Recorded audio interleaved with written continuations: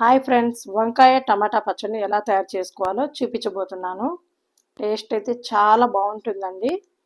ఈ పచ్చడి అనేది మనం వేడి వేడి అన్నంలో పచ్చడి వేసుకొని కొంచెం నెయ్యి వేసుకొని తింటే సూపర్ అంటే సూపర్గా ఉంటుంది. మీరు కూరలను కూడా పక్కన పెట్టేసి ఈ పచ్చడితోనే అన్నం మొత్తం తింటారండి. అంత బాగుంటుంది, నాది గ్యారంటీ. ఈ పచ్చడి అంత టేస్టీగా ఉంటుందండి. ఈ పచ్చడి కోసం ముందుగా ఒక కళాయి తీసుకొని అందులోనే 1 టేబుల్ స్పూన్ వరకు ఆయిల్ వేసుకోవాలి. ఆయిల్ కొంచెం వేడెక్కిన తర్వాత ఇందులోనే 2 టేబుల్ స్పూన్ వరకు ధనియాలు, అలాగే అర స్పూన్ వరకు జీలకర్ర వేసుకొని ఇలా దోరగా వేయించుకోవాలి.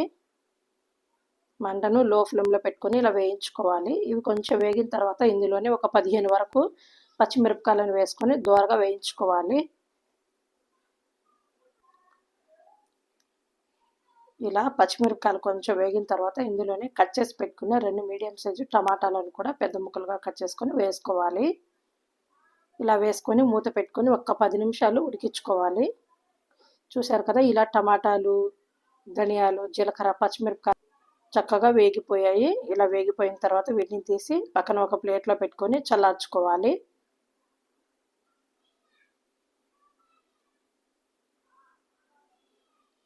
ఇప్పుడు అదే కళాయిలో ఒక అర స్పూన్ వరకు ఆయిల్ వేసుకొని మనం కట్ చేసి పెట్టుకున్న వంకాయ ముక్కలను వేసుకోవాలి. ఇక్కడ ఏ వంకాయలైనా వేసుకోవచ్చు అండి. అలాగే ఒక గుప్పెడు వరకు కొత్తిమీరలు వేసుకొని ఈ వంకాయలు కొత్తిమీరను మెత్తగా ఉడికించుకోవాలి. మూత పెట్టుకొని లో టు మీడియం ఫ్లేమ్లో మంటను పెట్టుకొని ఈ వంకాయలు అనేవి సాఫ్ట్గా వచ్చే వరకు ఇలాగా ఉడికించుకోవాలి. ఈ వంకాయలు అనేవి ఇలా మెత్తగా మగ్గిపోయినాయండి. ఇలా మగ్గిపోయిన తర్వాత మనం స్టవ్ ఆఫ్ చేసుకోవాలి. ఆఫ్ చేసుకొని చల్లార్చుకోవాలి.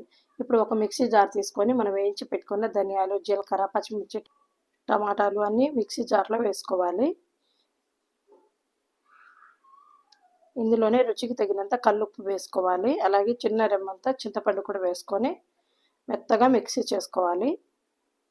ఇలా మిక్సీ చేసుకున్న తర్వాత ఇందులోనే మనం వేయించి పెట్టుకున్న వంకాయ, కొత్తిమీరని కూడా వేసుకొని కోర్సుగా అండి ఆపి మిక్సీ చేసుకోవాలి. మరి మెత్తని పేస్ట్లా మిక్సీ చేసుకోకూడదు.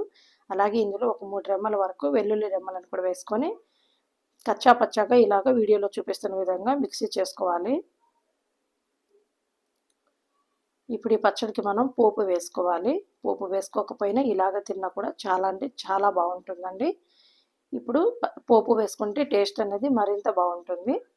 ఇప్పుడు 1 టేబుల్ స్పూన్ ఆయిల్ వేసుకొని ఇందులోనే పచ్చెనపప్పు, ఆవాలు, జీలకర్ర వేసుకొని ఎండుమిరపకాయలు 1 తుంచి వేసుకోవాలి. అలాగే కచ్చా పంచాగా దంచుకున్న వెల్లుల్లి రెమ్మలు 4, అలాగే 1 రెమ్మ కరివేపాకు వేసుకొని ఈ పోపు అంతా దూరగా వేయించుకోవాలి.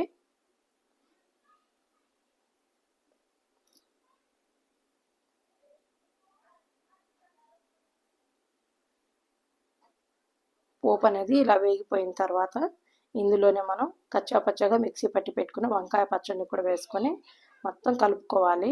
చాలా అంటే చాలా రుచిగా ఉంటుందండి ఈ పచ్చడి అనేది. ఒక్కసారి ట్రై చేయండి, మీకు ఖచ్చితంగా నచ్చుతుంది. నా వీడియో కనుక మీకు నచ్చితే నా ఛానల్ని సబ్స్క్రైబ్ చేయండి, లైక్ చేయండి, షేర్ చేయండి, కామెంట్ చేయండి.